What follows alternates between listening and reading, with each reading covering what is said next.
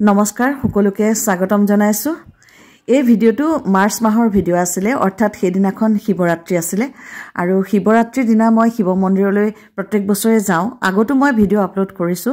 কিন্তু এই বছৰৰ ভিডিওটো মই কৰিছিলো যদিও ভিডিওটো এডিটিং কৰাও নহল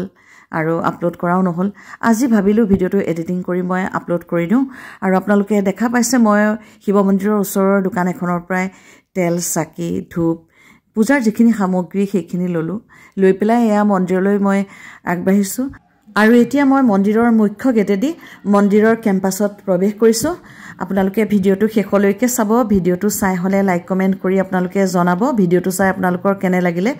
আৰু ভিডিওটো চোৱাৰ আগতে যি সকলে মোৰ চেনেলটো সাবস্ক্ৰাইব কৰা নাই সেই সকলে মোৰ চেনেলটো সাবস্ক্ৰাইব কৰি লওক লগতে বেল আইকনটো প্ৰেছ কৰিবলৈ নাপাহৰিব মন্দিৰৰ পৰিবেশটো চাওকচোন কিমান ধুনীয়া হৈ আছে কিন্তু এটা কথা আপোনালোকে যি সকলে মোৰ আগৰ ভিডিওটো চাইছিল সেই সকলে নিশ্চয় উপলব্ধি কৰিব পাৰিব যে আগতে এই শিৱ মন্দিৰ ভাগত শিৱৰাত্ৰিৰ দিনা যথেষ্ট মানুহৰ ভিৰ হৈছিল কিন্তু যেতিয়াৰ পৰাই মৃত্যুঞ্জয় মন্দিৰ ভাগ স্থাপন কৰা হ'ল তেতিয়াৰ পৰাই কিন্তু এই মন্দিৰ ভাগত শিৱৰাত্ৰিত ভিৰটো কমি গ'ল কাৰণ তালৈ মানুহবোৰ গুচি যায় আৰু সেই ভাগ হৈছে বহুত ডাঙৰ মন্দিৰ তাত দেশ বিদেশৰ মানুহ আহে আৰু ইয়াত ভিৰটো কমি গ'ল আগতকৈ ভিৰটো কমিলে যদিও কিন্তু এতিয়াও যথেষ্ট মানুহ এই মন্দিৰ ভাগলৈ আহিয়ে থাকে আৰু যথেষ্ট ভিৰ হয় কাৰণ এই মন্দিৰ ভাগৰো এটা সুকীয়া বৈশিষ্ট্য আছে আৰু খুব সুন্দৰ পৰিবেশ মহিলা নামতি পাৰ্টি এটাই নাম গাই আছে আৰু সকলো মানুহ এনেকৈ বহি পেলাই চাই আছে নাম শুনি আছে সকলোৱে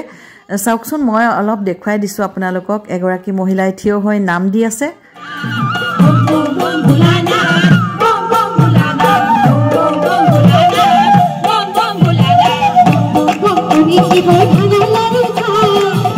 Kita